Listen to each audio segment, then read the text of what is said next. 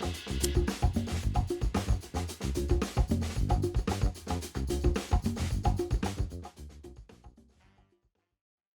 are live. Welcome, one and all. It's Sunday evening, or maybe Sunday afternoon, wherever you are around the world. I'm beyond excited to welcome you all to another super amazing Light 'em Up live feature. Tonight, we've got Claudio Sgroi from Mombacho Cigars with us. And Claudio, it's just wonderful to see you again. The last time that the two of us had a chance to catch up was actually into tobacco last year. We met with Hung, who's wonderfully taking care of your brand in Germany, in Cologne, and then the day after at Into Tobacco. And it's just great to see you again. And thank you so much for taking the time and being our guest here at the Light 'em Up show. Welcome. An enormous pleasure. And I can tell you, when you started the Light 'em Up lounge, it got so crazy. Everybody wanted to be there. So I watched a couple of times and I was like, I know this guy. Who's this guy? And then I was like, of course, in Cologne, in Germany, at the event. Absolutely. Yeah, it's been a while, but well, thank you so much for the kind words. It means a lot. And you know, we've been doing this for more than 3 months now. Over 40 shows. I think we've reached nearly 170,000 people with the Light 'em Up initiative ever since the beginning, and it's amazing to have all you guys on. And thanks for being part of the community. Thanks for being part of the show. As always, if you have any questions, please put them into the chat box here on Zoom. Raise your hand. Over on Facebook, I'm checking all the live streams, so please make sure that you comment underneath the live video, and I'll forward all the questions to Claudio. So without further ado, Claudio, what an impeccable story. Here's this gentleman originally from Sicily. I think you've pretty much lived in every single country of the world. You're a globetrotter and a cosmopolitan in the truest sense of word. And as you always say, not the third or fourth generation of Cuban heritage. How on earth did Claudio Sgroi end up in the world of handmade premium cigars? Reinhard, thank you for the beautiful introduction. Globetrotter, yes. All the countries on the planet, I have few that I wasn't there, so I hope soon. But yes, you know, my experience first traveling started in 1996 when I left Italy. I was about 20 years old, and I went to live a couple of years in France. Then from France, I lived in Mehmet, a beautiful country that is connected. I lived in Izmir in Turkey. Then I moved from Turkey to Dominican Republic. And there in May 2001, I started in cigars. And since 2001, it has been a life-changing experience that I'm still trying to learn every day in this. But that first moment I stepped inside the cigar industry, the tobacco world has been, you know, challenging, but extremely rewarding.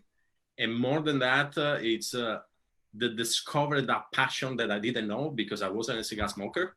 And today, you know, I'm here with a beautiful factory in Granada. The Mombacho brand is an awesome, you know, 14 countries presence right now. It has been awesome. It's wonderful to hear, and I mean, I can only sort of imagine what that journey must have felt like to you.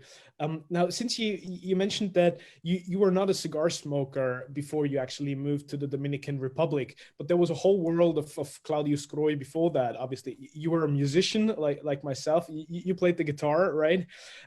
You lived. Where you found those informations? Well, you got to do your homework. You got to do some research.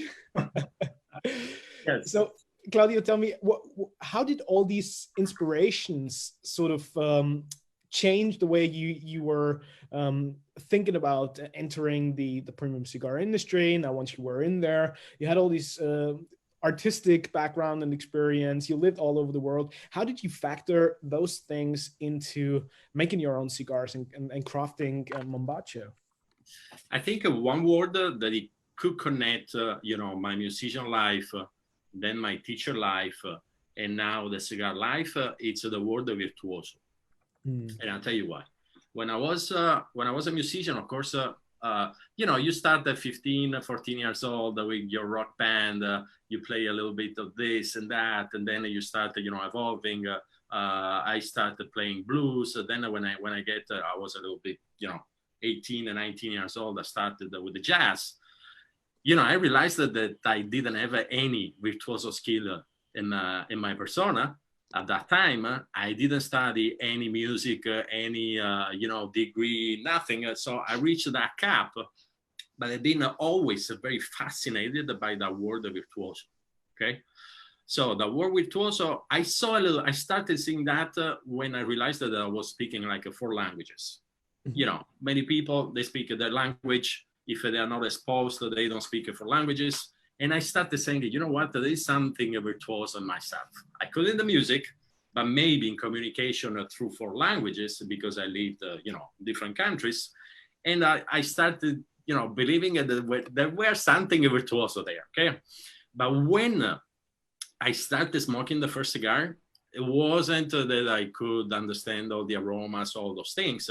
I was starting, you know, to create things in the way I thought to have, so picturing things, and then the transformation was done by a virtuosism, you know, that I always thought in life. Because you know, if we talk about music, I always listen to big virtuoso classical music. I can name the only virtuoso on the planet, Paganini. Okay, there is not others than Paganini. Yeah, Chopin or whatever. Paganini is the one, not the only the one. But with cigars, I started seeing, okay, let's put together this, it should be like this. And it was like that. So that was the kind of, you know, myself, plus the beautiful, you know, green world of tobacco, and then it turns in brown, and then it turns in smoke. I mean, I should say, and maybe we talk later about my mentors and master that I worked with, but it's been a truly discovery that virtuoso in myself that I couldn't express in music. And I started expressing in cigars, of course, very personal, but I was so happy finally finding someone satisfying, engaging, rewarding, and creating something. Yeah, that's wonderful to hear. Well, let me ask you, how did you actually end up in the Dominican Republic after all? I mean, you were in Europe quite a bit, and then that shift across the pond. How did that came about? Yeah, I remember when I moved in Dominican Republic, it was August 2000 in summer. And when I went there, I started working in an Italian school as an Italian teacher for Dominican people there. You know, you're Dominican, you want to learn Italian, there is a beautiful school that is called Dante Alighieri. Actually, I don't know if it's still there because, I mean, in the Dante Alighieri, you can go there and learning Italian. So I was one of the teachers in that school, and I was as well an interpreter and translator, because speaking Italian, English, French, and Spanish, you know, Dominican Republic is very international because there is a lot of foreigners living in Dominican Republic or business. So I tried and I found a job as a translator and interpreter as well.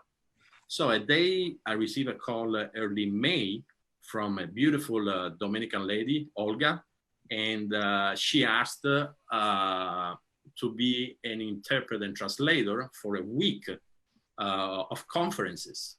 I was like, okay, that's my job. I can do that. But what's about the conferences? And especially for a week, what's that?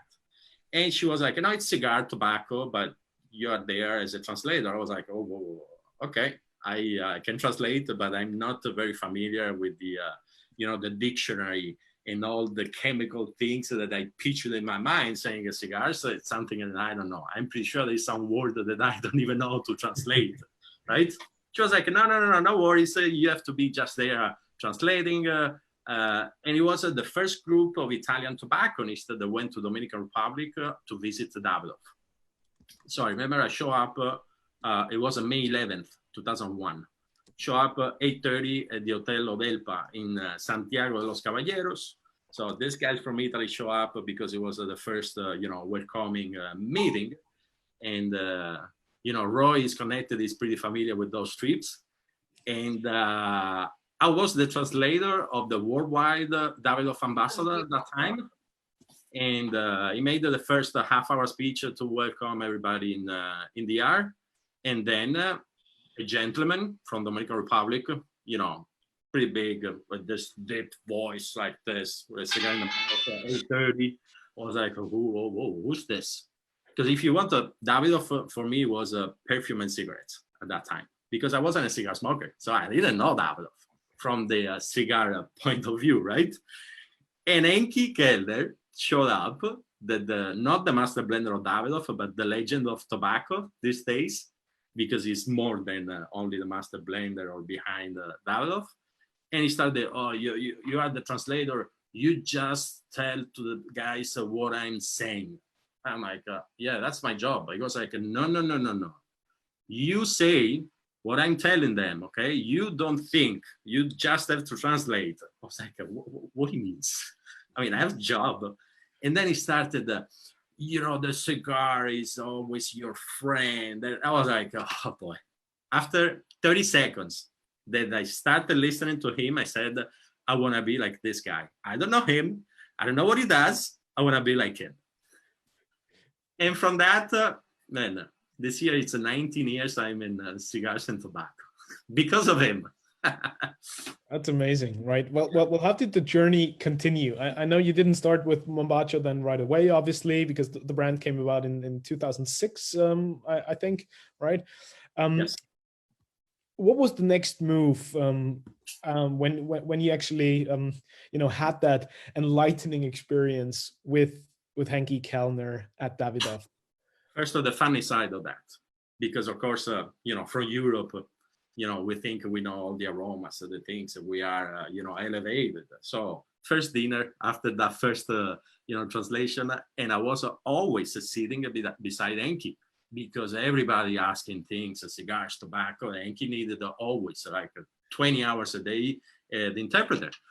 So the first dinner I went, hey Henky, I'm lighting up with this cigar. Remember, it was a Davidoff number 2. Should I smell chocolate or spice or something? And they look at me, it was like, Claudio, shut the mouth and just smoke. I was like, okay, just smoke. Because then, after 5 minutes, he said, Claudio, you have just to understand what the cigar is telling you. You are not decomposing the cigar and making an X-ray of the cigar. If you smoke slowly, the cigar will tell you something. And I was like, boom, I want to be like him for life, not only that week, right? He discovered in me that passion and love, and he's a master as well to make people in love of cigars. So after that experience, I was so mind blown by tobacco and cigars, Henky, Davidoff, everything. Then I asked for a job. So I was taking care of the groups. I stayed 2.5 years in Dominican Republic with them. Up to the moment, I was selling a Davidoff in the entire Dominican Republic. And after 2.5 years, it was a kind of difficult to stay by myself, a local contract, the entire country was very difficult. And more than that, I didn't feel prepared for the next step, but I was like eager to something new, because, going through the plantation, fermentation, even the sales in the Dominican Republic, I was like, okay, what's next? I feel like I got an experience that I can develop even more. So talking about that, I moved to Geneva in September 2003. Yes. And I can tell you, the difference between Dominican Republic and Geneva, it's quite substantial, I can imagine. Because, working under the shadow of coconut trees, palms, and in Dominican Republic, moving to Geneva, especially when the cold winter is coming, was kind of, oh, what's this? But actually, I went to work at the Zino Davidoff shop in Geneva, which is the shop that Zino Davidoff worked his entire life. So the experience was just like really, as I said, the next level. Because coming from all the background in Dominican Republic, I felt enough prepared, you know, to be in the shop. Maybe it's a top 5 cigar shops on the planet. Okay, if you're in Geneva, you smoke cigars, so you go there. Go there. You know, sure. maybe you don't know that there is the hugest lake, the biggest lake in Europe, but you know there is a Zino Davidoff shop in Geneva, right? So I worked there. It was an amazing experience. You know, to be willing to work in that shop, you speak at least 3 languages. Geneva is extremely international because of the international organization. So you really speak 3 languages every day, every time in Geneva. And, you know, being at the Davidoff shop in Geneva from the Davidoff factory, for me was like, oh, this is something very special. And I stayed there for 2.5 years, up to the moment Davidoff offered me another next level position. Because, you know, they knew that I was Italian, and they said, oh, we are in need of a brand manager for the entire portfolio of Davidoff and Oettinger in Italy. Are you interested? I was like, me? Because, you know, I was working in a cigar shop at the end, right? The most famous on the planet. It was a cigar shop. They said, no, you've been through the Dominican Republic, the shop in Geneva, you know, you're Italian, you speak the language, you could be the best brand manager. So I said yes. I moved to Italy in March 2006, and I stayed there as a Davidoff brand manager up to I think May or June 2009. And then I already had a long distance relationship with Laura, that is my life today. And she was living in Miami. I was in Italy. You know, there was some change in Europe, and I was like, you know what? Always been attracted by the US market, which is like huge, and all the brands, all the cigars. I was like, oh, maybe in the future. But at that moment, I said, okay, Laura is there. You know, I want to move to United States, and I moved to Miami. Got married. I remember 6 months going around in Miami and around Miami to visit all the cigar lounges possible that I visited in Miami. Started smoking everything available. Just, you know, to get more familiar with the U.S. market. It was 100% a new market for me. So after that, I remember I met a very good friend of mine that said that you should be a consultant. I was like, why a consultant? Yeah, because you have a beautiful background. You have been touching production, fermentation, tobacco, cigars, sales, and marketing at the end in Italy. You could do pretty much whatever you want in the cigar industry. So I started that career of consulting, and I managed different brands for 3 years, always in projects, like once a new blends or another brand, it was sales or marketing. And at the end of one of the projects was Mombacho. And since the project, now I'm president of Mombacho, master blender of Mombacho. I'm chief engineer of plumbery, electrician, surveillance at the door, security.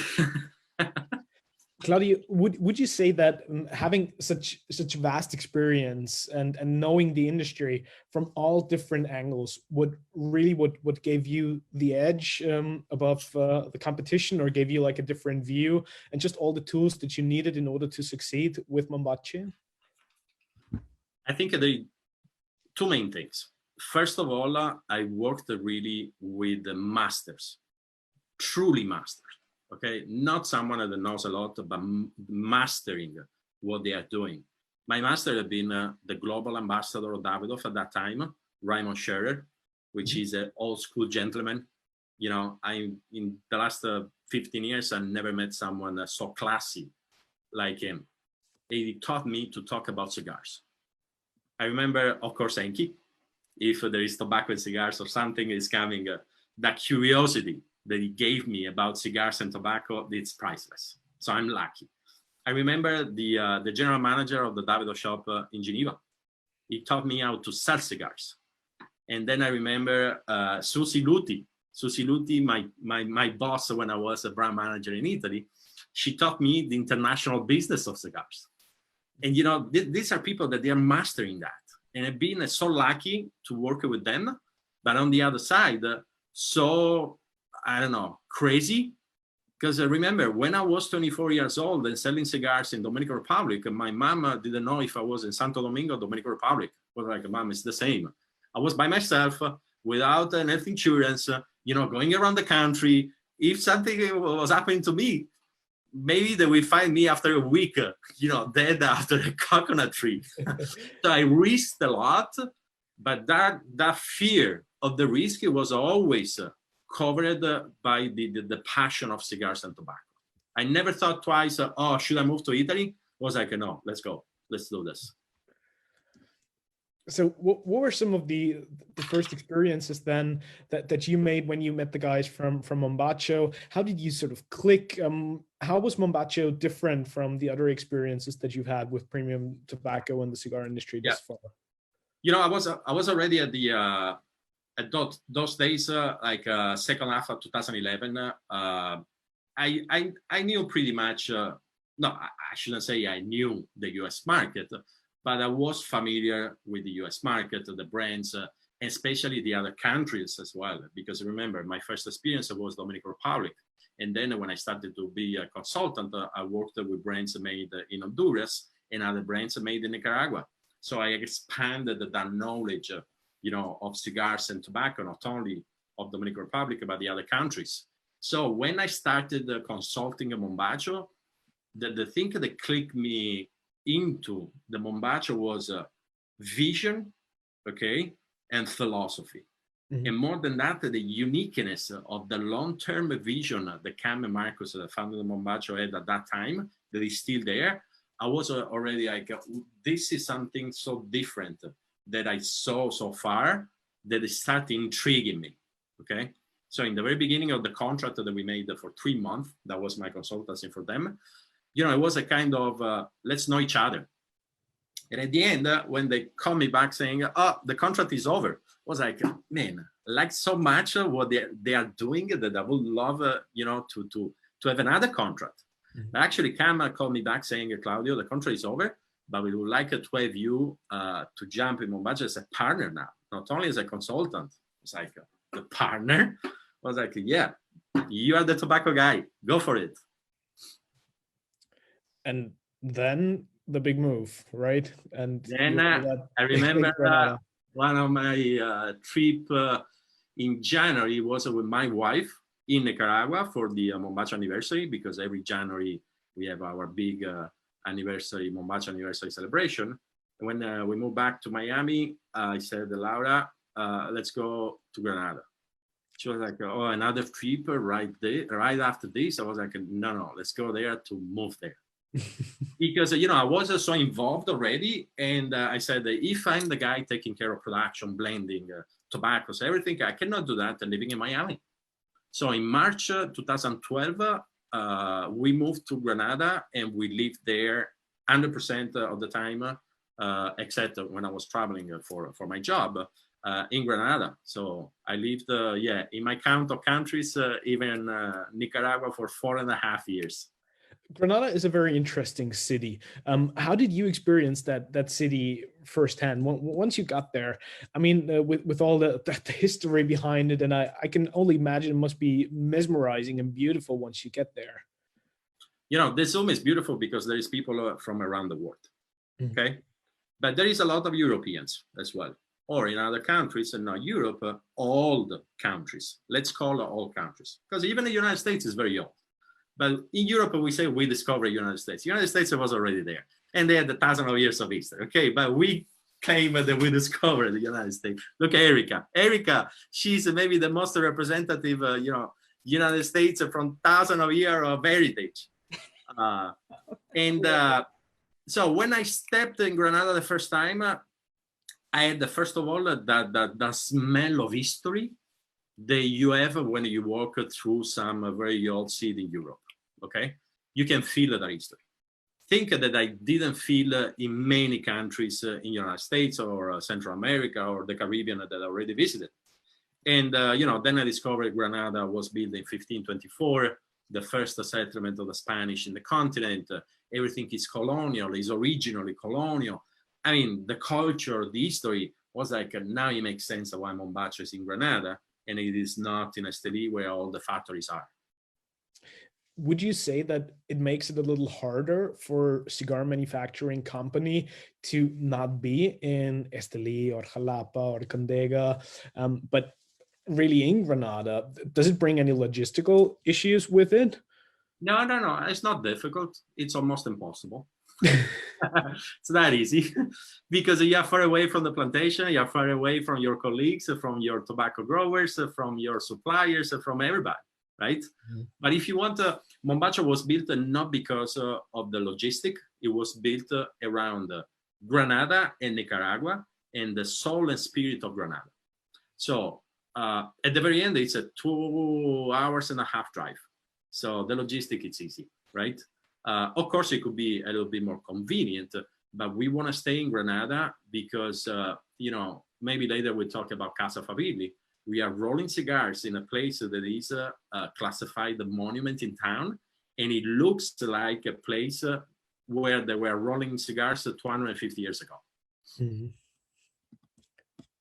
I can only imagine what that sort of means, especially for a gentleman coming from Italy or Sicily, to be correct, right? Being in that historical surroundings and then manufacturing cigars there. Now, one thing that I find particularly interesting, I've once heard you talk about the subtle nuances of being a blender and a talented sort of taster and being able to talk about all the subtle nuances in the blend and telling, we should probably do things a little differently here or there. But then you said it's a whole different ball game to be a master blender, right? Yes. And you mentioned, obviously, you're the master blender for Mombacho now, besides many other different things. But give us a bit of an understanding for the differentiation that you make there between somebody who has a very educated palate, but then a master blender being a totally different ball game. Reinhard, you have the business Zoom plan, right? Because this is a question that I need like 7 hours. Yes, you can go on forever as long as people are interested in tuning in. Fire away. Yes, let's make the difference between 3 different categories. You have the legends, you have master blenders, and you have blenders. Why I say this? You have legends like Henky, like many guys that when you say the name, everybody is chapeau because they changed the conception and world of tobacco and cigars. Then you have, I want to step into the third category, the blenders. Okay, when you own a brand, for example, a cigar brand, and you are involved in trying the samples, you are involved in creating the brand, the lines, you go to the factory, you smoke the samples, so you work with the master blender, they make the samples for you, smoke one, you say, no, this is very spicy, I would like something a little bit more mellow. Then the guy gets back to the table, he roll another cigars, he change something, he says, oh, less spicy, let me take this from here instead of that. That's the blender, okay? Kudos to the blenders because in these days we have a spectacular guys traveling in Central America and the Caribbean and making spectacular cigars, okay? Those cigars cannot make their cigars without the master blender. Who's the master blender? The master blender is the one that he said, oh, you feel spicy? Let me get another tobacco for you because it's going to be less spicy and it's going to be less spicy. He puts together all the quality control. He trains the rollers. He makes sure that the consistency of the production, okay? He makes sure that when you are making a blend, you are going to use tobaccos that, we think we can get next crop and next crop and next crop. So the consistency of the blend, which is extremely difficult from purchasing, finding and blending the tobaccos down to the all quality control, down when you smoke a cigar. That's a master blender. So the master blender, it doesn't make only blends. That's a very small part of our job. I'm working on a Connecticut line. Boom, breaking news. But this is just an example to say that this is part of my job. Mm-hmm. My other job is I got all the samples of the last batches in production. Why? I gotta make sure that the spiciness in certain cigars is the same level, the strength of the cigars, the quality, the construction, the ash, the color of the wrappers. Everything is set in a way that we picture production, because we design the blend, and through all the mastering work, we give you the experience that, someone says it's always the same. It is not the same. It is so close to the same that you don't feel the difference. There you're mastering your blending skills. How did you start building that sensory database and your sensory knowledge? How did you start to, draw the experience and really get into the blending to ultimately reach that point that you were just describing before? I went in cigarsense.com and I learned. But more than that, Claudio. Then I'll tell you why I said that. But curiosity. Curiosity is the key that everybody's like, yeah, whatever. Curiosity, yeah. Yes, it is true. Henky, I always remember he said that you shouldn't ask if it's a black pepper or it's a pink pepper. You should ask why you smell the pepper. And I was like, in the very beginning, I was like, yeah, whatever. For me, pepper. Then he goes like, okay, because of the potassium and this and the fermentation and the temperature and this. And then he goes, you see, now if you asked first if it was very spicy or less spicy, then you can understand if it was a black, white, pink, whatever pepper it is. So the curiosity to understand why it's happening, it's the engine to train my palate and my memory of aromas, stimulation, and all these things. Because I made the tasting of a cigar simple. Taste and aromas. It's very simple. There's not something more simple than that.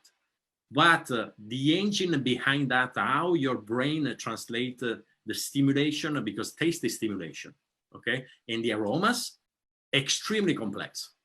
When you get into that, then you could smell, even, I don't know what, a tire burning in a cigar. But that's something that is not the first thing that you should do. Your training for taste and aromas, it's your tongue, your nose, and your memory. It's a mathematical. If you get the equation and you know how to develop the equation, then based on those three factors, you could be a legend. But I think that's a highly important point. And, we kept talking about this on the show, and we always had discussions about how to actually build that sensory database. And I always say that sensory is pretty much finding your own vocabulary and finding analogies between your perception and what it is that you can link with it, sort of from your sensory memory, because everybody's got different experiences, right? And everybody has his or her own perception, but then... Reinhard, I'm a big fan. This is a beautiful question. I'm a big fan of simplicity because, a stupid example. I'm Italian. You make aglio, olio, peperoncino. Two ingredients. It's the most difficult pasta to make. Yeah. Okay. Why? Because you gotta master those things. You gotta find the best pepperoncino, the best garlic to make that, and then technique. It's not easy. So that is the same thing in life for everything. It's so simple, but we forget the simplicity is coming because of complication.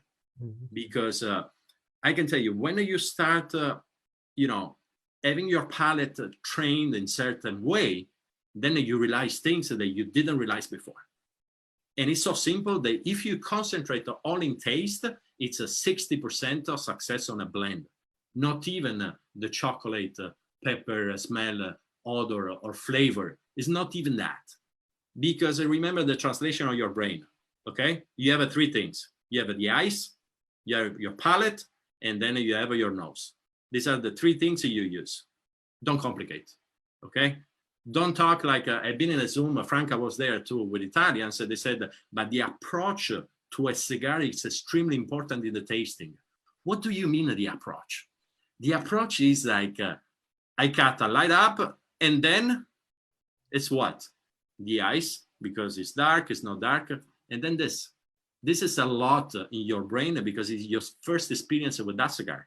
Mm-hmm. It's not the approach. It's not, what do you mean approach? They smoke from far away or very near by the cigar. I don't know what it means, right? It's maybe the ritual, but that's a ritual.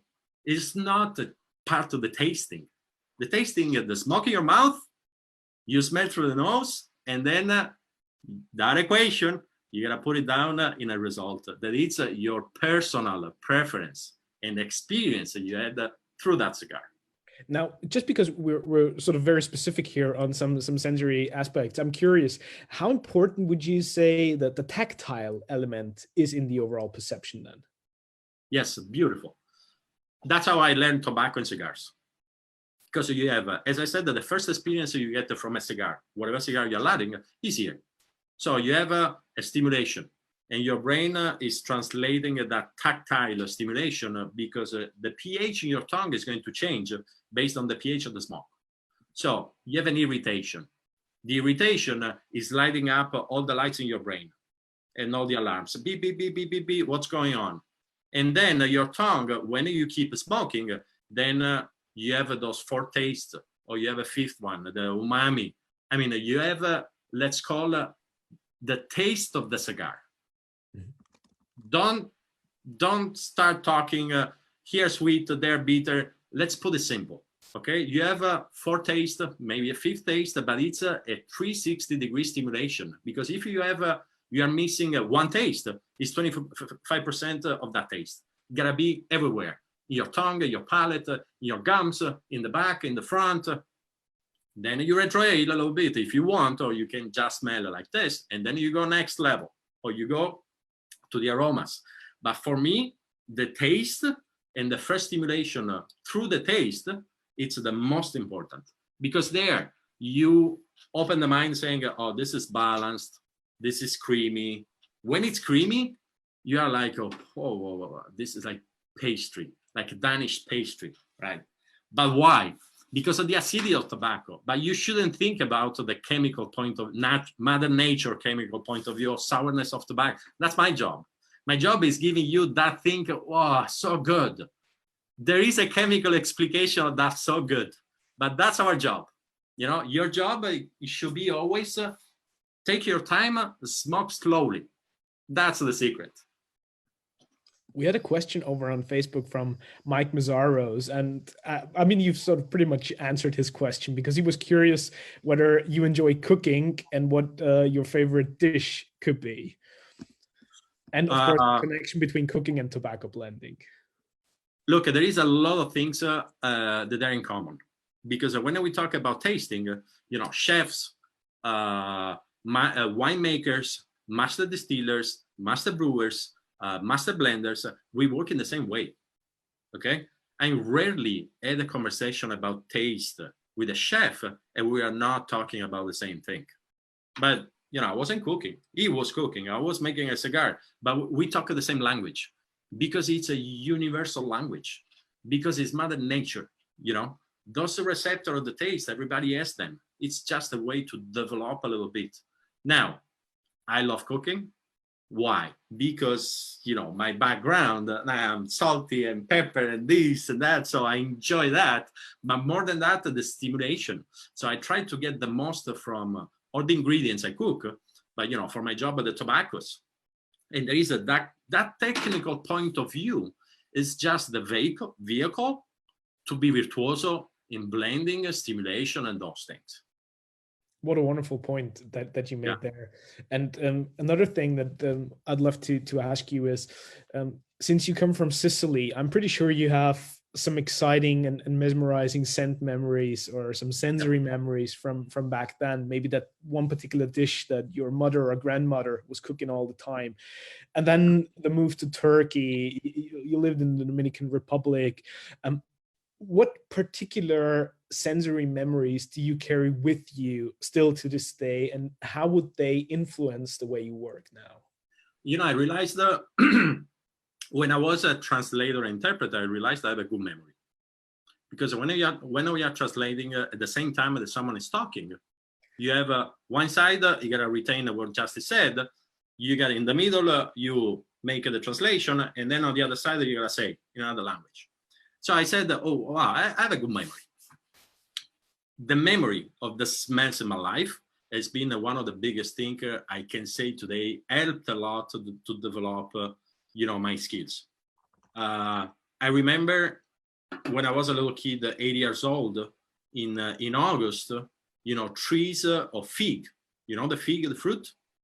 Of course. When it's mature and it falls down after a few days under the excruciating sun in Sicily, it has a sugary taste that is unique to the fig. I was 8 years old. I remember that smell. Okay. And it is true, in Turkey, they have beautiful spices and those things that is smell in a way that if you have a little bit of memory, you still remember those. But I'm saying this because the memory is part of your education that could be translated in the way you can enjoy more a cigar. And I'll tell you what, if you don't drink you don't drink coffee, you never had coffee in your life, don't tell me that you smell coffee beans in a cigar, because it's not part of your memory. Your brain is translated something, okay, that through your memory, you can pick the translation, okay? If I never had the white, I rarely had the white pepper. I don't really like. For me, it's difficult to find the white pepper in a cigar, right? But I love other things. I can smell it right away. I think there's different philosophies when doing the sensory analysis, or to be more precise, maybe the description part of the sensory perception that you have. And I've spoke with people from all ends, some that say a cigar tastes of tobacco, right? Yeah. And then there's other people who might be more like the half wheel approach, where you get like bonfire on the beach in the middle of a rainy November day, right? Okay. What would you say you fall into? I follow one particular things. There is a list or more or less 1,500 different acids, okay, that the family of Solanaceae, which is the tobacco family, can hold as essential oils. When you smoke a cigar, those oils are distilled, so you have a flavor or a smell of something, okay? As per a review a few years ago, the guy said, I have that flavor of parsley in the Liga Maestro. And I'm like, buddy, I can tell you something. Because I went through the 1,500 names of acid, that is not the acid of parsley. So mathematically, by mother nature, you cannot smell a parsley in cigars. And I called him. I was like, yeah, you gave me 91 or whatever, but that's not true. It's impossible, okay? Someone is laughing at because he knows that, but I won't tell. And that's one thing. And that's where I'm coming from. There is 1,500 acids, which are extremely difficult to remember, all 1,500, and to detect every time you smoke a cigar. So I'm the big fan. You have maybe 3 to 4 flavors in a cigar when you are smoking. I'm talking relaxing, like you guys, you are home, or you are drinking something, and you want to smoke a cigar, right?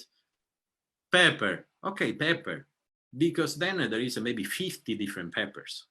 So when I'm working on a blend, yes, I have to dissect, one by one. But when we are smoking, but more than smoking, we're enjoying, it's 3, 4, maybe 5 flavors. But why the cigar should smell tobacco? Because those 1,500 together gives you the tobacco smell. Okay, then the tobacco smell, we can say, is composed by this, and that. Do you think that we want to decompose 1,500, flavor every time I smoke a cigar? I don't think so. My job is having those flavors that are comfortable, that are intriguing, that they are nice to smell and to feel.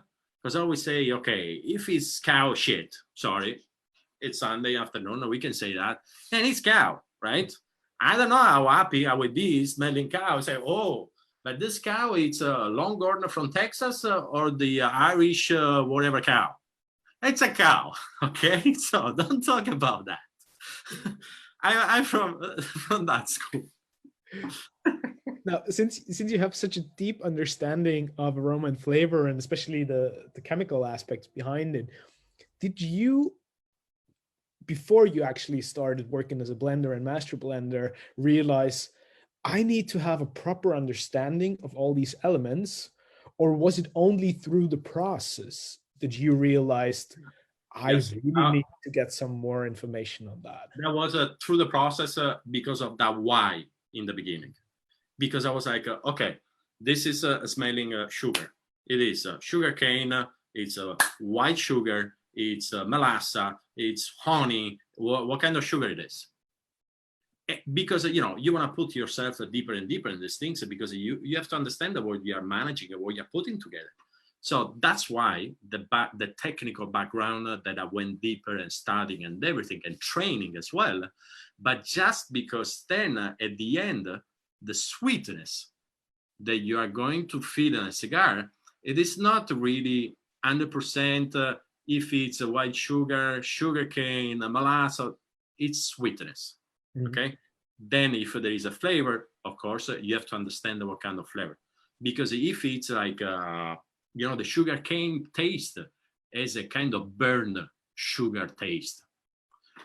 You should make the difference for not giving to someone that he never, you know, chew a sugar cane, that smoky taste. Because it could be like, this is very peaty, because maybe it drinks whiskey, right? Or single malts. So you want to understand as a, you know, a blender, a master blender, those differences. But you gotta first understand the sweetness.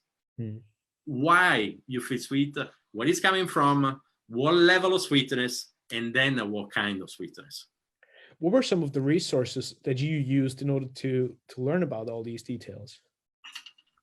I travel a lot, so I'm very lucky. And it's a funny thing. When I fill the tank of gas on my car, I always smell the gas. Not because I want to get high with the fumes, but you know, it's a smell. So I want to be there always saying what I'm smelling. You know, I have a 2.5 years old son. I'm starting every time I give him something to eat to smell. And now he goes like, oh, papi, smell. This is training already. You know, it's developing, even though you are not studying the acids and those things. That's not for right now. Right now, it's memorizing whatever you have around you, because it's part of your life. Senses, it's part of your life every day. Claudio, I couldn't agree more. And since sensory and creating holistic experiences is my everyday life, this means so much to me. It's wonderful that you bring that point up. And I think the one thing we could all take away from this session and what you just mentioned right now is be a little more attentive to all the wonderful things that we have around us every single day, because we're all you nailed that. And the question is not to be a nerd, to be a geek, to be a chemist, to be an engineer. It's not that. It's education. What's the education? The education is the senses. You know, you give food to your brain through senses. You are reading, so eyes. You are eating, so the mouth. So those senses are your training. It is not the book. It is not me saying one by one the 1,500 different acids. No, go and smell peach and banana. So when you buy an ice cream and the spoon that put banana ice cream was dirty or peach, you can say there is some peach taste in this banana ice cream. Because if you never ever had in your life peach, you don't know how it tastes. I always say that our senses are instruments that we're all gifted with from baby days on, right? And if we listen attentively, that's the symphony of our lives, right? And I think especially in times like these, with the remote control of our life, when we're always online, we're always digital connected, the analog becomes so much more important yet again, and really focusing on the sensory capabilities. The analogy with the music, for me, it's always there. Because when I was playing, it was by senses. I mean, all senses. You gotta listen to music, you gotta touch your instrument, you gotta see what you're playing, you gotta, it's something so, you know, so vast that I always say, no worries if you don't smell the pink salt from Himalaya, okay? That's fine. There is other salt. There is a kosher salt. It's the same salt, you know. It's just go slow, you know, smoke very slowly. And that's something I would like to talk maybe later. That's one of the key points for your education while you smoke a cigar. Wonderful point. Franca had a question, and I'm glad that Franca is here. Thanks for tuning in, and please bring up your question. Thanks, Reinhard. I'm very glad to be here. Yeah, I have a question for Claudio. So you mentioned the properties tables that you use. That's the, I guess, the scientific part of the master blender job, right? Which is a very important one as well, on top of the artistic one, if I may say. We know that a blend is much more than the sum of its leaves. Mm-hmm. And it's very hard from a scientific point of view to predict the aromas of a cigar, of the final product, based on the compounds of each leaf. Yes. How do you think consumers are being, I mean, I hear many people talking about certain properties of the wrapper or of other leaves, but I think there's confusion. How do you think consumers are being influenced by the leaves descriptors when they smoke the final blend? Marketing is a beautiful thing, but it could be the worst thing ever. Yeah. Because through marketing, you know, we can give that perception or expectation to someone smoking a cigar. It's very complicated, because when you give a blend, it doesn't mean that you know, if you use San Andres from Mexico, it's very sweet.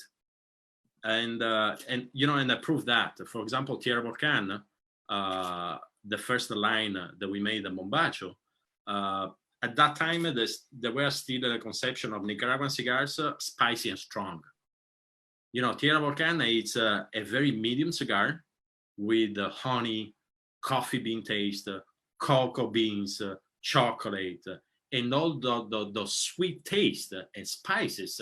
The people is like, this is not Nicaraguan. And I'm like, you are not wrong once, you are wrong twice.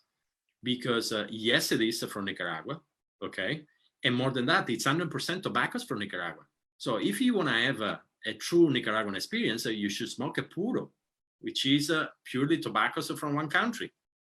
So there is the misconception of origins or terroir, okay, that is coming from wine, that is coming from the other things. But in wine, they are right, and they made a lot of education, not only marketing, a lot of education. In the cigar business, we are still far away to have a very well-educated, you know, smoker, because of the quantity of brands, the countries, and all that, those things. But releasing the blend, it doesn't mean I'm giving you a profile. Or when I make a description of our blends, I try to shrink at the minimum that, because then a smoker, 90% is personal taste.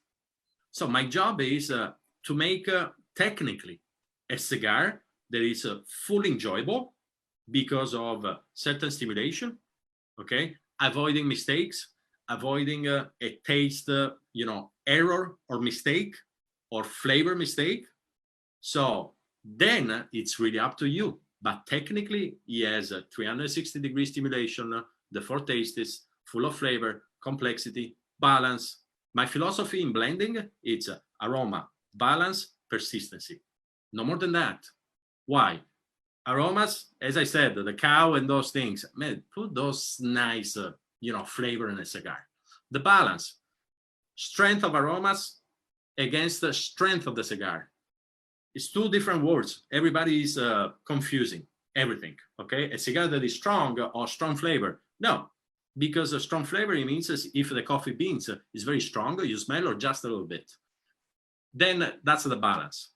And then the persistency. You smoke a cigar, after an hour, you are still feeling something.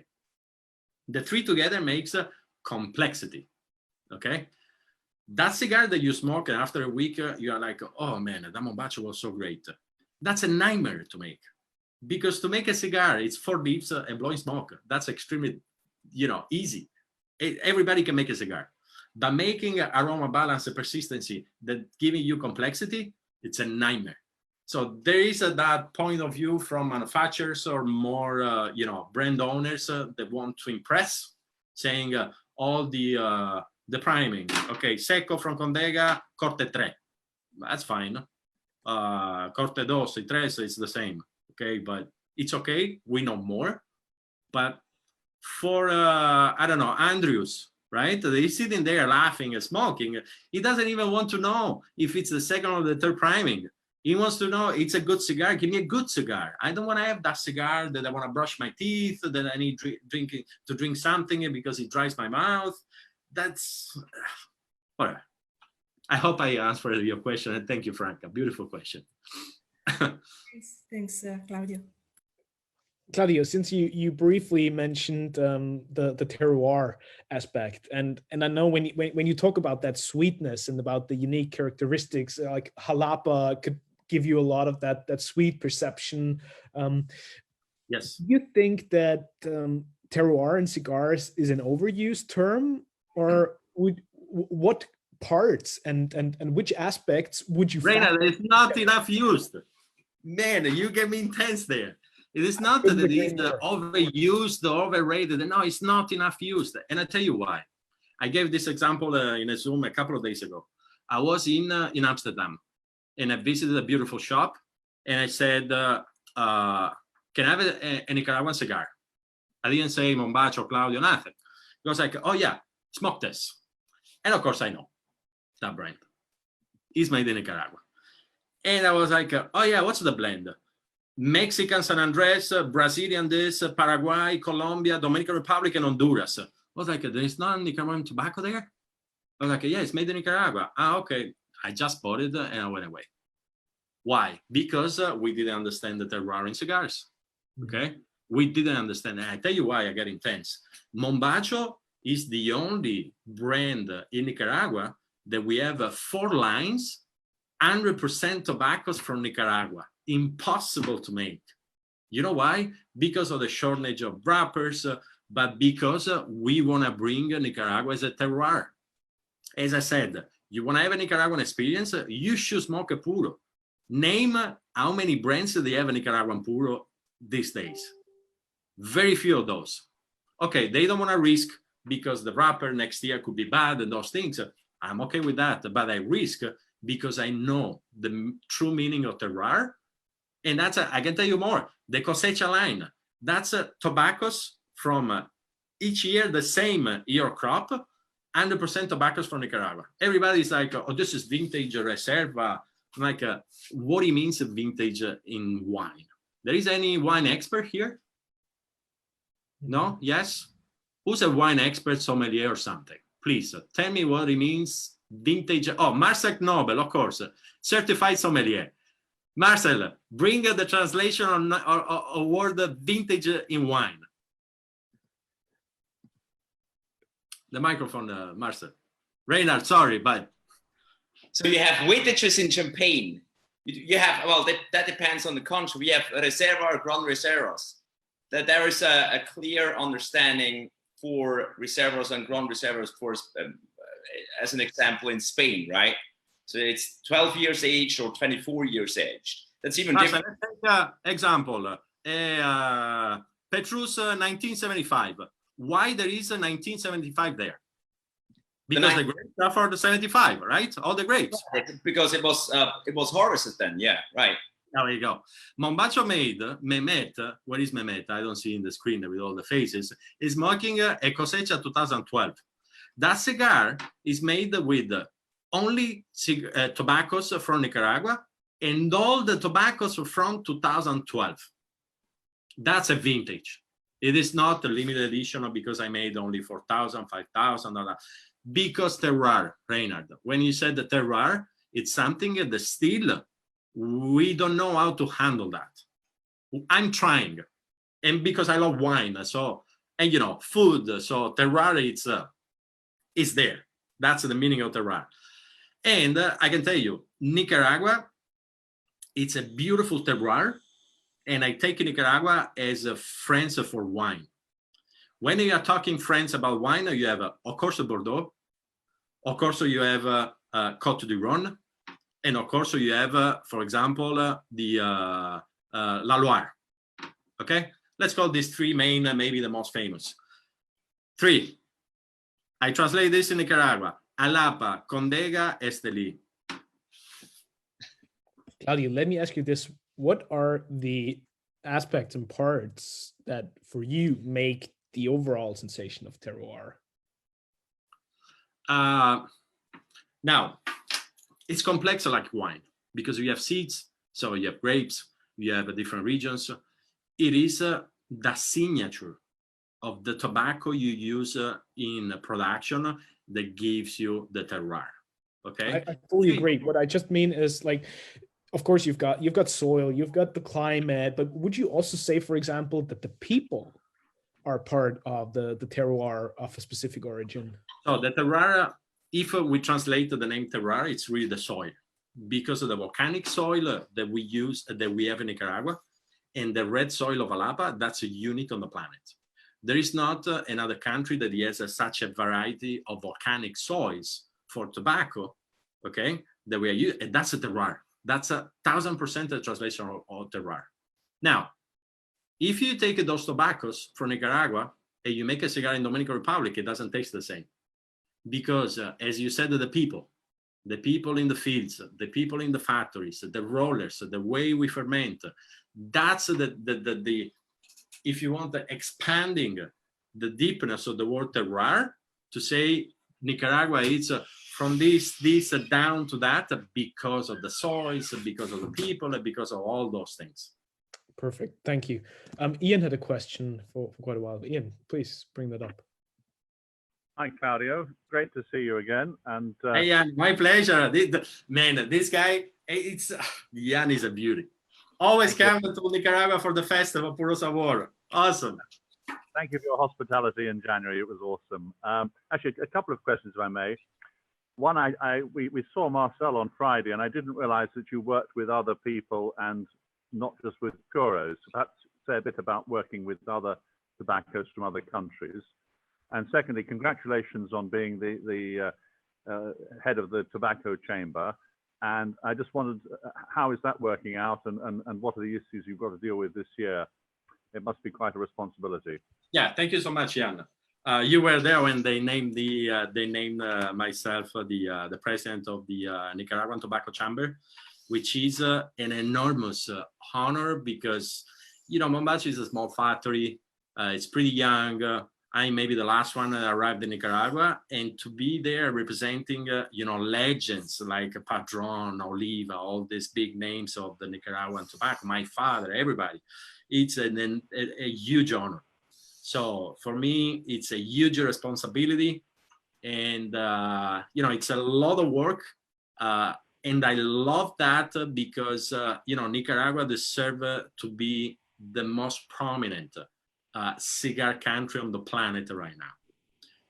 Technically we are, because we are the first manufacturer of premium cigars on the world, but it's not because of the quantity. It's because of the terroir, all the things that we have been, you know, talking right now. The terroir, the quality, the tobaccos, the seeds, the people, everything. So it's a beautiful thing. Of course, right now we are pretty you know, busy to take care of the people in Nicaragua, but we don't want to talk about that. We want to talk about how beautiful it's been Nicaragua for me in the last 7 years. And, you know, now being the president of the Tobacco Chamber, man, it's living a dream. And the other question was about working with Marcel, and do other people want to work with you, and how do you work with other tobaccos? Yeah, no, to work with Marcel, it's painful. It's extremely painful because he's a sommelier. So when he comes, he was like, no, the spiciness, it's a 7.2 instead to be 7.5. I'm like, Marcel, really? But, you know, I enjoy that because they push myself and they push, you know, the ages around my blending. So it's always a discovery, and it's always a learning curve, even through those collaborations. I can tell you, Mombacho is not collaborating with 200 brands. right now we are making this small project with Marcel, La Bucanera Cigars, which has been a beautiful, project because we are using an Habano Ecuador, because I was using only 100% tobaccos from Nicaragua. So it has been pushing myself in a path that I didn't take it before, and challenging as well. But, I enjoy those challenges. Yes, I haven't tried Bucanera. I must try that. So don't try it; they are not good. And I do with the little kids. So you say don't eat chocolate, they go for chocolate.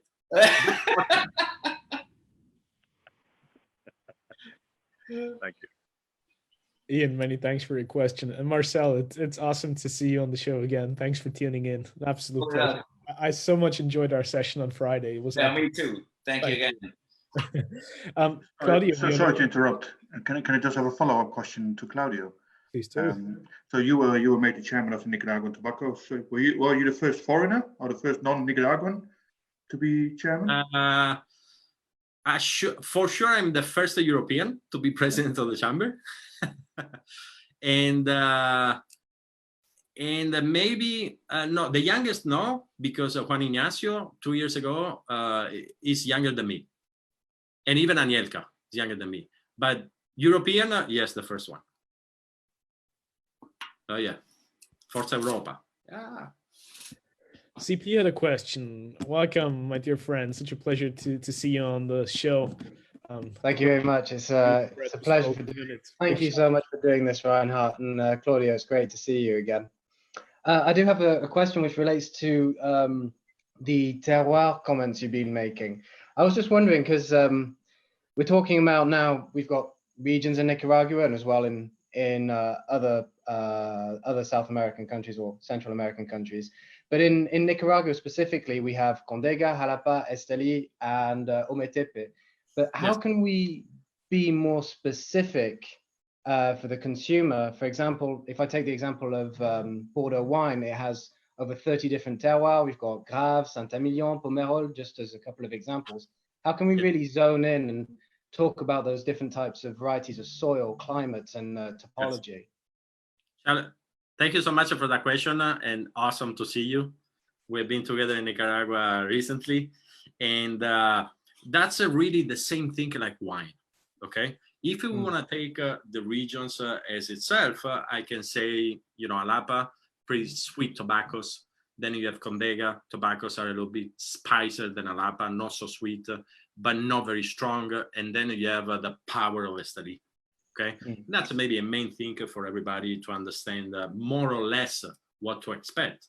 But then when I started talking about the seeds, that's a different word, like wine, because a Merlot that is in a region, instead of the same Merlot in another region, it's not the same. So if you take an Habano seed or if you take a Criollo, a Corojo, can change a lot. But there is that tendency of the soils of Jalapa, because I read a lot of oxidum from iron, to give that sweetness. Then you go for the volcanic soil, so Condega, but mainly Metepe and Esteli. It's spicy, okay. But then again, the seed, an Habano seed could turn in a very sweet tobacco in Jalapa, okay. Maybe a Corojo less than that, but I would remain in those three main differences. Like a sweet, a little bit spicy, and then strong spicy, just to have a main idea. But then about seeds, it gets very, very complicated. And then you blend different region and different seeds. So it's extremely complex if you wanted to give an explication of this is like this is like that, and this. There is a lot of variables, many of those that then make a cigar so good, awesome, or great. Okay, fascinating. And a follow-up question, which is maybe slightly related. You mentioned you made an announcement there'll be a Mombacho, Connecticut, which is very exciting. And if I recall, everything that you've produced except for the Diplomatico range is a Nicaraguan Puro. Will the Connecticut be a Nicaraguan one as well? So, get this. You got me. Because of course my first idea was to make a Connecticut line 100% puro tobaccos from there. But actually, the Connecticut wrapper that I tried from Nicaragua wasn't satisfying me like I was picturing in my mind. And then there is a problem of, purchasing those tobaccos and quantities. And then as well, consistency in crops. There is some Connecticut there and very, very good. But I prefer to play with a Connecticut from Ecuador that I know very well. And binder and fillers are all Nicaraguans.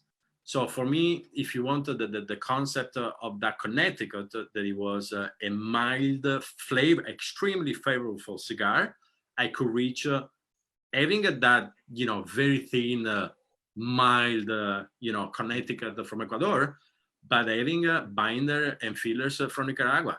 So I played a lot of the flavors and the strength and everything because I was using Nicaraguan tobaccos. Yeah. Okay. So yes, it is not a puro. It's going to have a Connecticut from Ecuador. I was really looking forward to the idea of Nicaraguan puro because I think Indiana Ortez did one for Psycho 7, but I do love an Ecuadorian Connecticut, so I guess that's okay.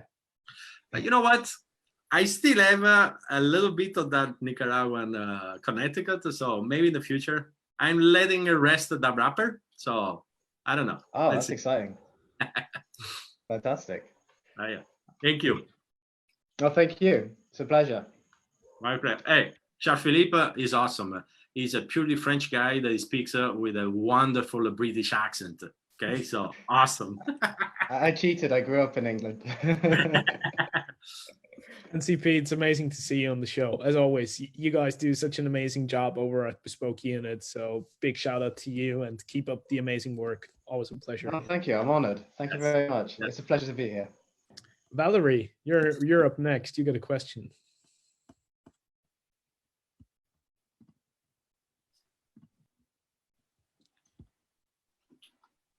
Valerie, your microphone. You're still muted, Valerie. Yo, sorry, I thought I hit it. My fault. There you go. Thank you. Claudio, my question will come in a second. I just wanted to add a little bit to the comment about vintage in wine. And a word that didn't come up was typicity. What is typical to a particular region? When you drink, when you think left bank or right bank, when you drink a Merlot or a Cabernet Sauvignon, those grapes will have a typical character. Merlot typically will have plum. Cabernet Sauvignon will typically have black currant. And I think when we speak vintage, that's kind of what we're looking for. Yes, all the grapes have to come from, a single year, but is it typical to that area? And I don't always know that I understand that when it comes to tobacco.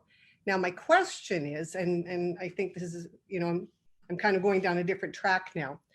When I smoke a cigar, one of the things that I always have in the back of my mind is the progression of that cigar in terms of thirds. And, yes. And I agree with you. When I know it's a wine, if I can get 3 aromas, that's pretty successful, really, for the most part. But when I smoke a cigar and I'm thinking in terms of thirds, I do get different flavors and aromas per the third of the cigar. What have you got to say about thirds? Okay, first of all, Valerie, thank you so much. Awesome to see you. Every time she sees me, she grabs me and questions and everything. So it's awesome.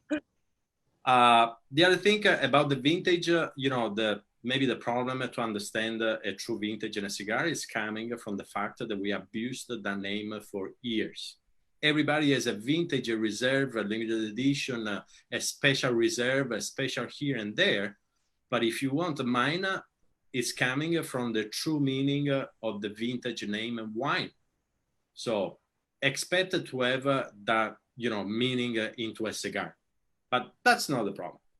Let's talk about, the other thing. It's very complex, okay? Very complex. How can I say that? Walk me through again the question so I can. So the first is the evolution of the cigar. Let's say this, and then let's talk about the first third, the second, and third. Evolution of a cigar. You smoke a cigar, many times it tastes the same from the beginning to the end. So that's a pretty flat or linear, or let's call it like this. Then you have another cigar that it starts very mild, and then it builds up, and it goes like this toward the end. Then you have another kind of evolution, which is the thirds, okay? Starts a little bit spicy, then it goes mellow, it turns down a little bit, and then at the end, it picks up again, okay? That is called, or what I call the evolution of the cigar. In production, when you know how to do it, you can make a cigar that it tastes the same from the beginning to the end, or one that is very mild at the beginning and then it picks up toward until the end, or the thirds. Okay, how you do that? You know, when you make a cigar, you are breaking tobacco in the front, in the back, you have viso, ligero. You can play with the position of those in a cigar. So you can balance that construction with different parts of the leaf to have those different, evolution. And I can tell you, if you smoke a Liga Maestro, it's very spicy in the beginning, and then it turns down, it gets a very, very sweet, it changes a lot, and then it picks up again at the end. You know, Tierra Volcán is different. It's very mild in the beginning, and then it picks up toward the end. So it's my choice, to make those different evolutions in a cigar. But two things: you have to know how to manage those, and you have to remember. So your production are gonna be set in a way that you have consistency in that. And then it's the design of the cigar you had in mind. Okay, for me, Liga Maestro, the design, the experience that you should get from Liga Maestro, it's totally different than Tierra Volcán. And more than that, I can go even deeper.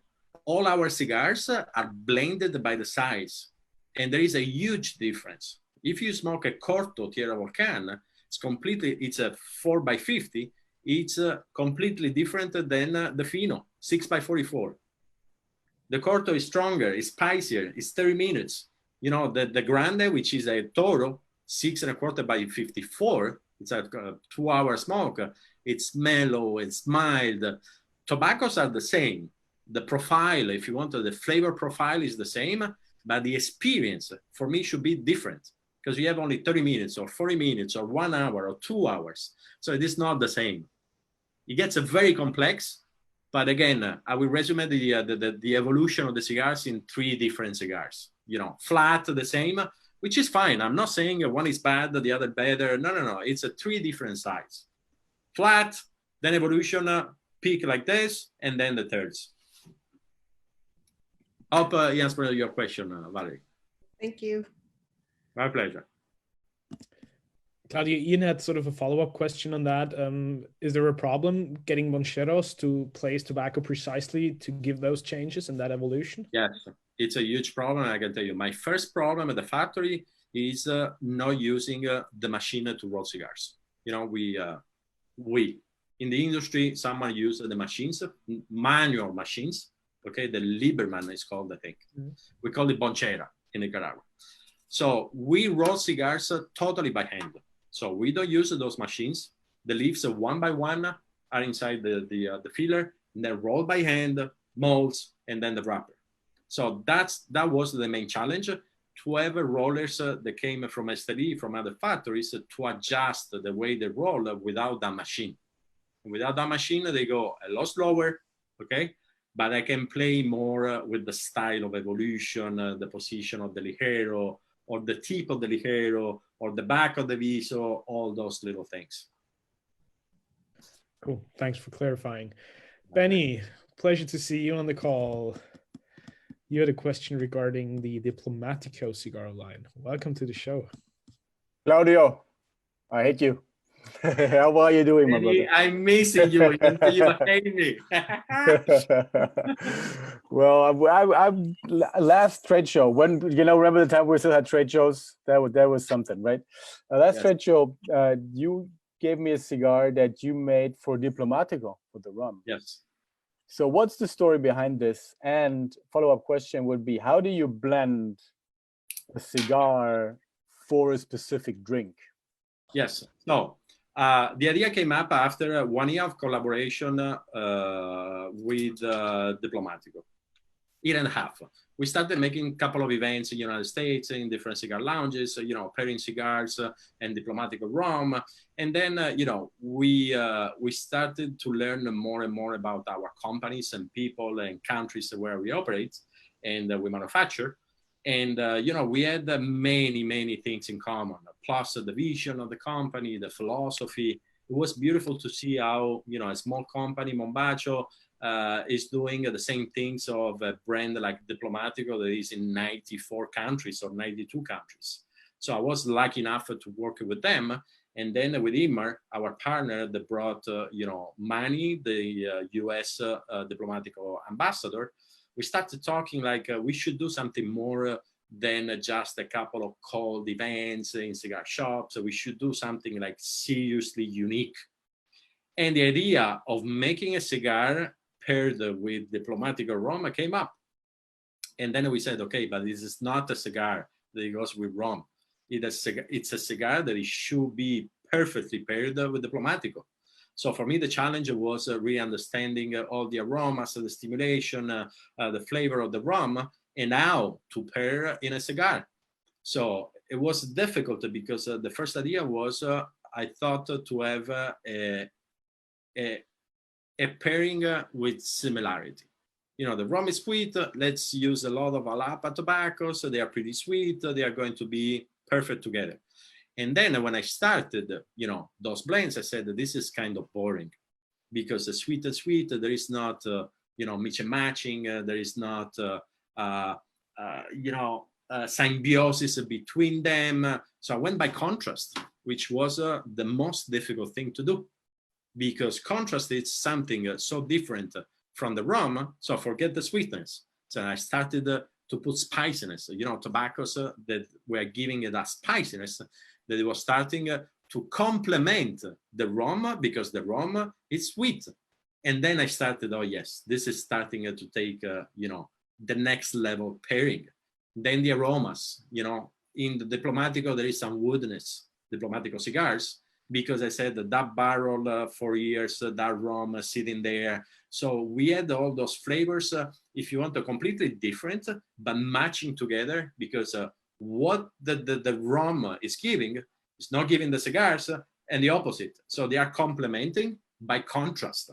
Very challenging again, but extremely rewarding because it was difficult for me to really understand the profile of the rum, okay? Because they have different rums at different ages, and I didn't want to fall into, they make just a cigar together. No. A completely new blend.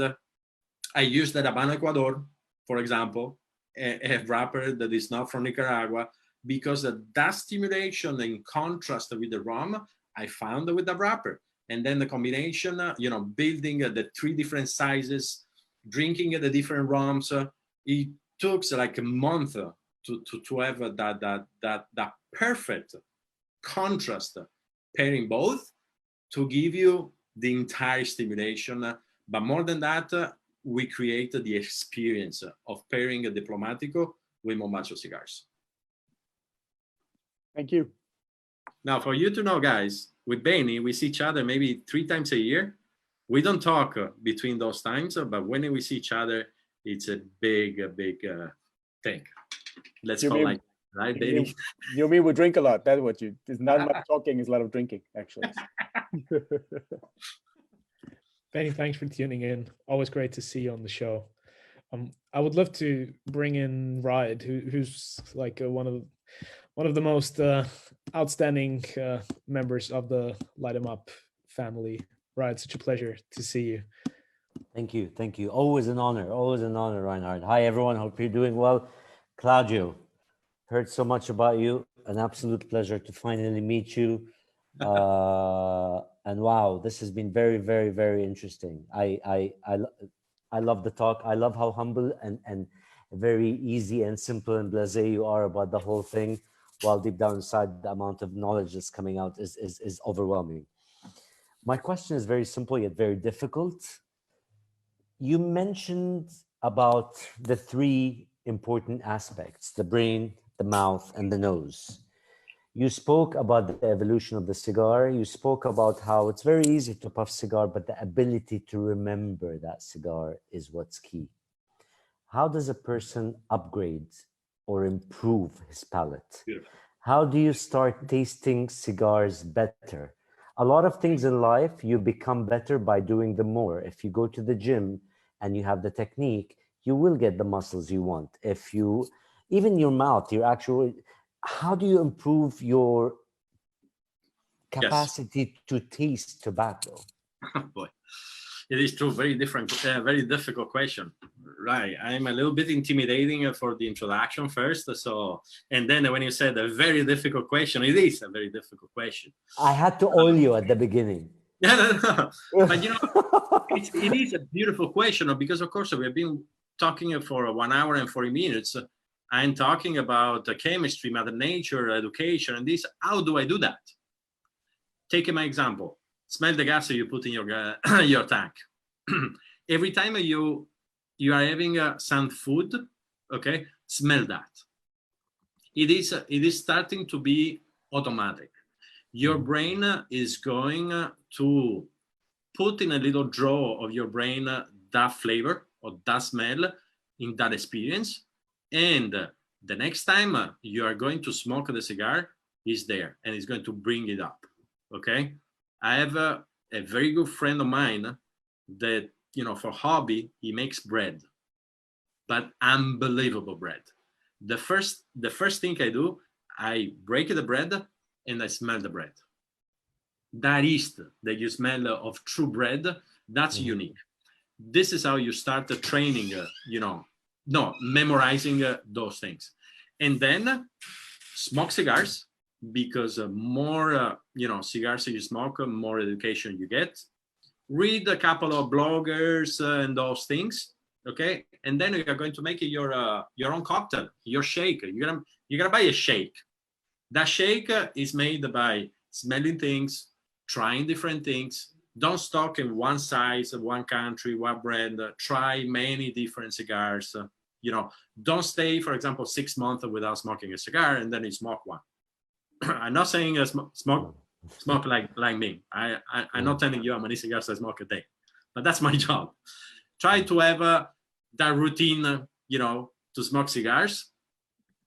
That the secret in cigars, which is maybe the most simple thing, is smoking slowly. Okay. Yeah. Reinhard, I don't know if you give me time to explain something about temperature of cigars. Please, absolutely. Okay. Why not you should smoke slowly? You have to smoke slowly. The cigar has two different temperatures, okay? One temperature inside and one temperature in the black line outside, okay?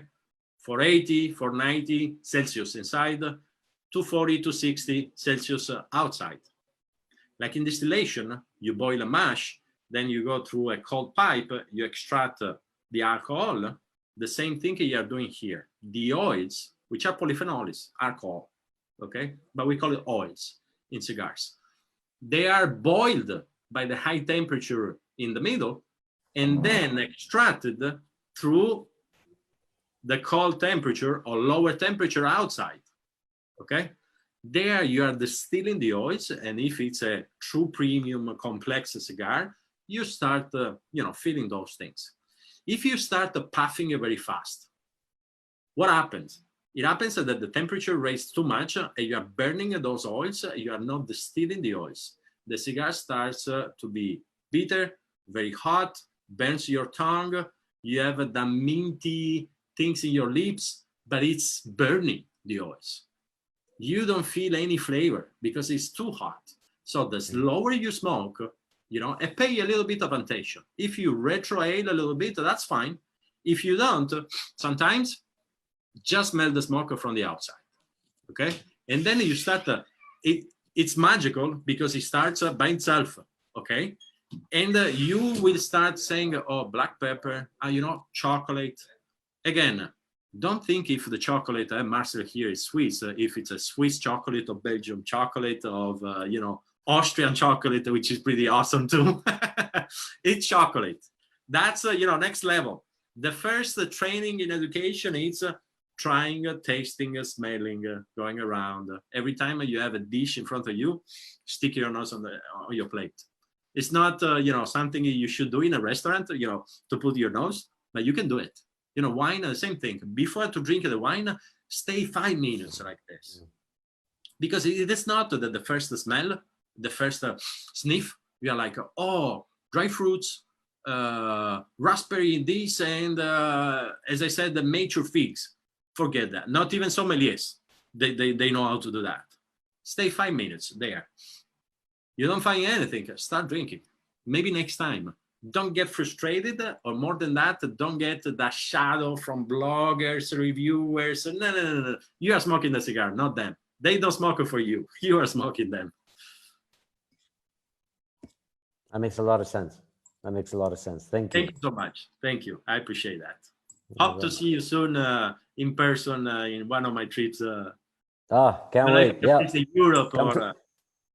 Hopefully we'll get your cigars in Dubai very soon. Dubai. Oh boy. That's one of the destinations that since years I'm like, I have to visit Dubai. Oh boy. So now I have the reason to go to Dubai. I'm going to see Ray. Excellent. Honestly, Claudio, I think just going to see the Leaf Masters Dubai is already enough of a reason to jump on a plane and travel halfway across the planet. So I will. With pleasure. With pleasure. I'm humbled. Thank you. Right. Thank you. Always amazing to see you. Franca had a couple more questions. Well, I'm intimidated by the question of Franca. She could be extremely technical. There it comes. No, Franca, you know what? Give me a second, because we are talking about education, and Franca, she's a pioneer in the kind of the education you should get. You know, she's someone saying, guys, do this slowly, smell here. I give you a list, but don't think that that's the list of flavors you are going to find in a cigar. He's telling you the lifestyle experience around cigars, that after that, you realize, wow, now I smell this and I can feel this and that. Sorry, I interrupt you, Franca. Go ahead. No, thank you very much for the mention, Claudio. I'm honored by this. We do actually provide profiles of the cigars, but it's not via a subjective method, which is what I believe you were referring to before. It is through a more objective scientific method, the one of sensory analysis, which means what you read is rather reliable, actually. I have two questions, Claudio, for you. And one is, you touched a lot on education indeed. And thank you for even